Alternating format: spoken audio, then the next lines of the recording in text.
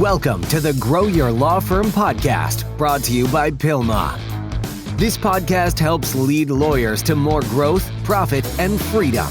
Here is your legal marketing expert and host, Ken Hardison.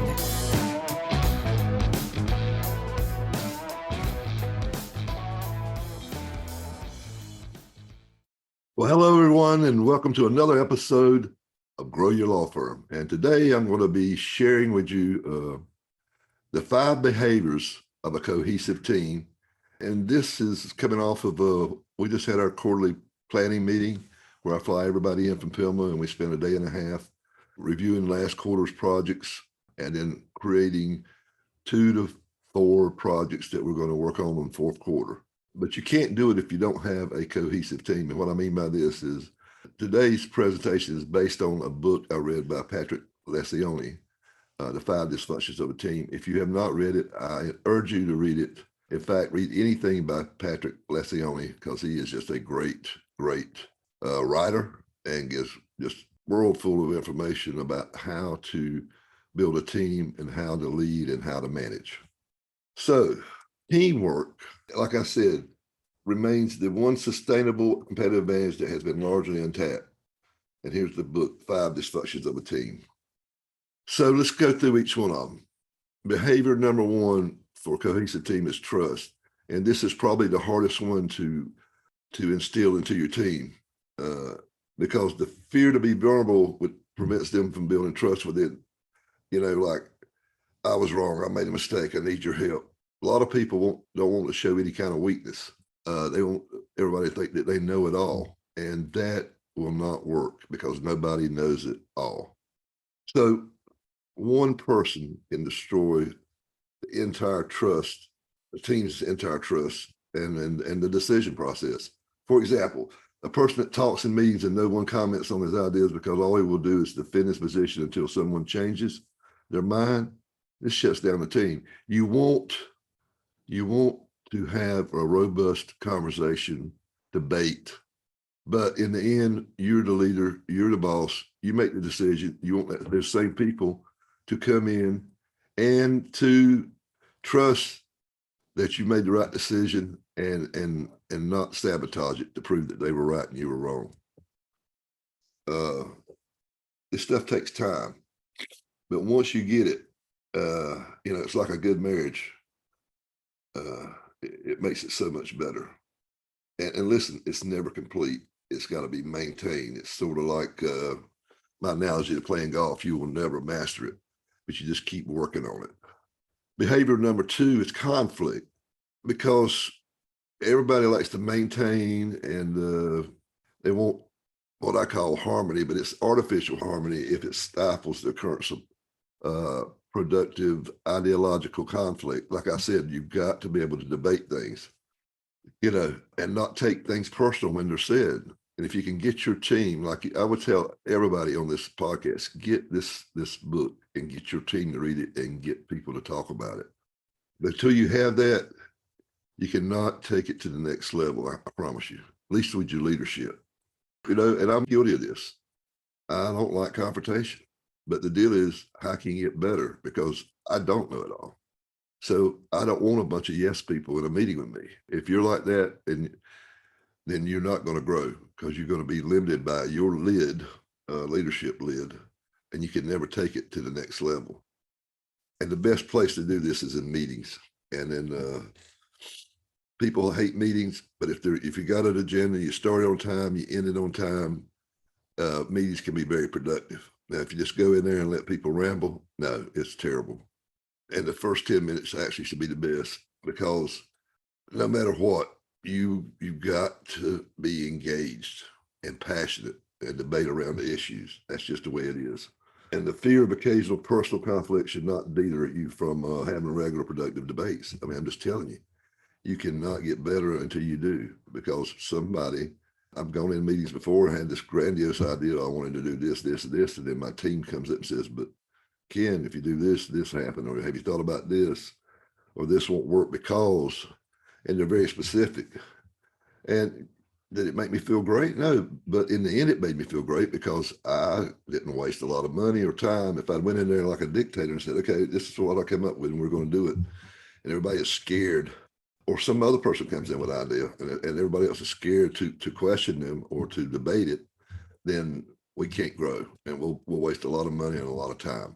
And you, same thing with you. So behavior number 3 for a cohesive team is commitment. So it's like I said, is once you have that debate, everybody's got to be committed to whatever you decide, even though you might not agree with it. And when you decide on something, you need to look at each person in the eye and ask them, can you commit to this idea? See how they do it, because you don't want somebody in there that's disagreed with you or disagreed with somebody else to go and say, okay, not say anything, and just say, okay, and then sabotage it to prove that they were right. And this does happen. So you got to kind of keep them there, and if they don't weigh in and debate during the meetings, then they will not commit to the final decision. I can just tell you, because what will happen is they'll say, can you believe he said that? I'm not sure this is the best idea. I'm not 100%. They'll say that after the meeting. And if they don't commit, they won't hold each other accountable. And listen, you have to be, as the leader, you have to be able to do this first. That's just the way it is. So the big deal is having clarity. When you leave that meeting, whatever you decided, there can be no assumptions or ambiguities. You need to in fact, I like to end each meeting is, what have we agreed on? And somebody writes it out, say it, and make sure there's no ambiguity, that there's clarity, and everybody understands what their part is in the project or whatever we're doing. And listen, buy-in doesn't require consensus. Member of great teams learn to disagree with one another and still commit to a decision. That's what makes them A players. So behavior number 4 is accountability.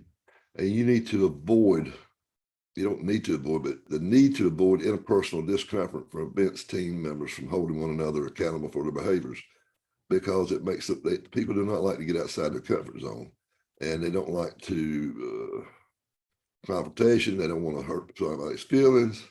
But when you can get to where your team is like that, then you've got a great cohesive team, because peer-to-peer is so much more powerful than the boss man holding people accountable. In fact, in our last meeting, we have people, team members, not me, not the COO. We have different team members that are not responsible for different tasks or things, but they hold other person accountable. So teammates are holding each other accountable. And to do that, you got to have trust and understanding that this is not personal. This is for the good of the team. Here's an example. Leaders usually have the hardest time holding their people accountable. Peer pressure and letting down colleagues will motivate a team player more than a fear of punishment or rebuke. I promise you. Here's the deal. You got to get outside your comfort zone too, because you got, for this culture of accountability to thrive, you as a leader must demonstrate a willingness to confront difficult issues. The best opportunities when you're having these meetings is to hold, and that's why we have daily huddles, and we have weekly meetings, and we have monthly meetings, and we have quarterly meetings, is to, review the team scoreboard, look at your analytics, see where you're at. What are your KPIs? Each person should have a KPI that they're responsible for, whatever it should be. Ken Hardison here, president and founder of PILMA, Personal Injury Lawyers Marketing and Management Association. I want you to mark your calendars for September the 7th through the 9th. We're going to have an internet boot camp for lawyers. We call it the Lawyers Internet Domination Boot Camp, and it's going to be virtual, so you don't have to travel. 3 afternoons from 12:30 to 5:30. And if you can't make one of the sessions, you'll get full recordings of every speaker. So here's just some of the samples, some of the things we're going to be covering. Luke Russell is going to talk to you about how to win in the new era of Facebook advertising and how to target when Facebook is regularly reducing targeting options. Seth Price is going to talk to you about the 5 things you need to be doing in SEO to make more money. And I'm going to be talking to you about how to protect yourself and your law firm from cybersecurity attacks. Did you know that they have grown from over 67% in the last 3 years? Tanner Jones will also be talking about how to dominate your local market with agile social media marketing.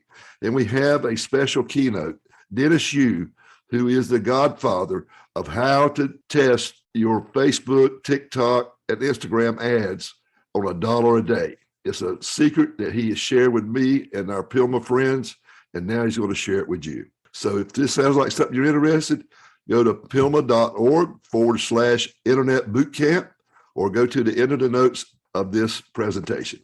Thanks. And then behavior number 5 is results.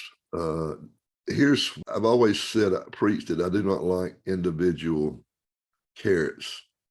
And what I mean by that, incentive programs for individuals. I'd rather have it for teams, because if you got somebody that says a desire for individual credit, it erodes the focus on collective success.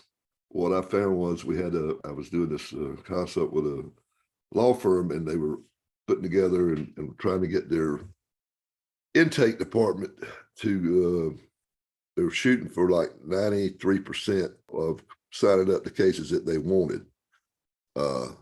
And that, you think, well, that's easy. Well, it's not. If you will, and every firm I've ever been to or talked to say, oh yeah, we sign up every case. Well, they don't. You don't.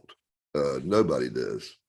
But what you want to do is get as high as you can. And the way you do that is, instead of incentivizing each individual intake person, you do it as a team so that they're helping each other to get that person. It's not about me, it's about us. And once they did that, they went up from like 78% to 85% to 88% to 92%. And it took about 3 months or 4 months. But the deal is, it was not about individual, it was about team results. And that's what you want to think about. You want people that are more interested. When somebody's more interested in personal growth, own interests, or departmental goals than the team results, you're going to have a problem. And to stay focused, you got to focus on results, and the teams have got to publicly clarify their desired results. That's why you want the scoreboards.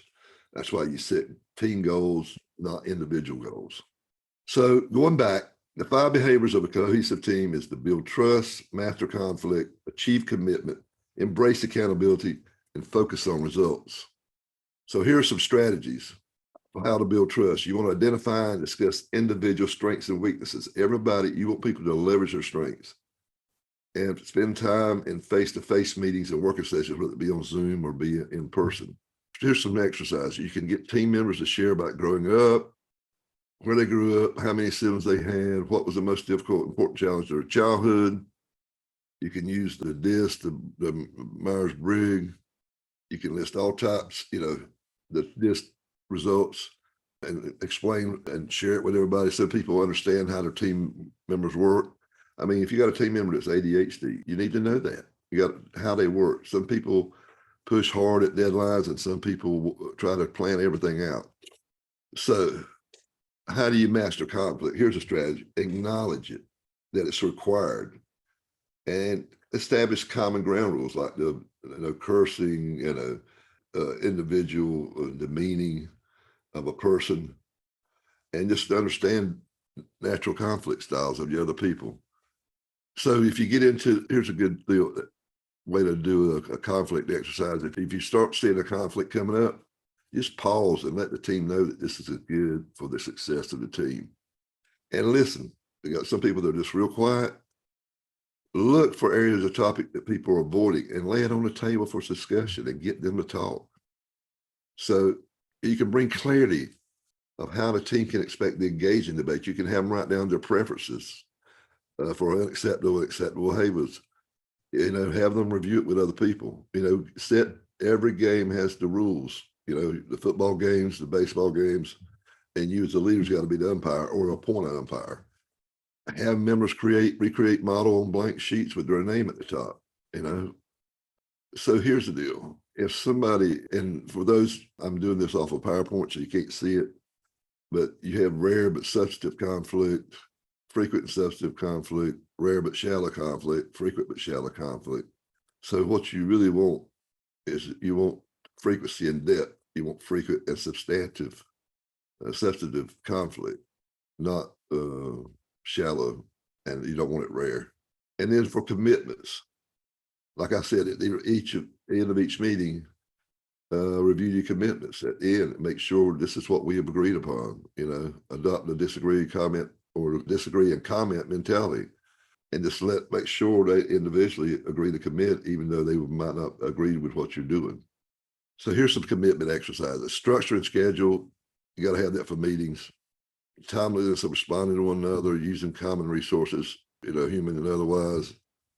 And in strategies, you got to embrace accountability. Regularly discuss performance versus goals and standards. You can do this with the daily huddles, the weekly meetings. You can keep a scorecard. You can use project software. You do it with case management systems. If you've got a good system, you've got tasks and due dates, and you can run reports and use KPIs. So results, keep the team focused on tangible group goals, and then reward individuals based on team goals collective. Like I said, you want team incentives. You got to avoid this. If the leader is not truly committed to building a quality team, then you're never going to have one. And if team members are holding back, you're never going to have what you need. Or if someone dominates the session every time, you're going to have a problem. So your job as a leader is to pull out of people the ones that are quiet, and the ones that are trying to dominate, your job is to pull them back in and rein them in. Not that you don't want to be quiet, but you got to set up boundaries. So the role of you as a leader, you got to be vulnerable. You got to demand debate. You got to force clarity and closure. And you got to just confront difficult situations. You got to get outside your comfort zone. And you got to focus on collective outcomes, not individual outcomes. So I hope this has helped. I can tell you that the deal is that you really, really must take the bull by the horns, and tackle this thing, because without a great team, you'll never get to your vision, your goals. You just can't. You cannot do it all by yourself. So read this book, Patrick Lencioni, The 5 Dysfunctions of a Team, and you'll see what I'm talking about. But it is a must. In fact, everybody that comes on with Pillmanell has to read that book and do a report to our team on the first monthly meeting. It's just that important. So our next podcast coming up is going to be great. I want you to be here. It'll be podcast day, and we've had over 100,000 downloads now in about 2 years. So we're celebrating that. And I'm bringing in 3 of what I think are remarkable law firm owners from PI firms across the nation who have grown, from nothing to multi-8-figure law firms. And I'm going to pick their brains, and this will be very good for you to listen to about what they think is important. How did they do it? Give us your secrets. I really want to dig in deep. So stay tuned for next week's podcast. Until then, this is Ken Hardison, dedicated to your success.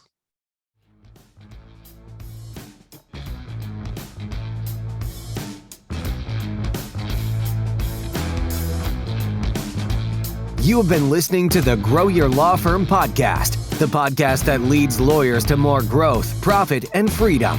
Go to growyourlawfirm.com to find more ways to market and manage your law firm. Please leave us a rating and review wherever you listen to your podcasts.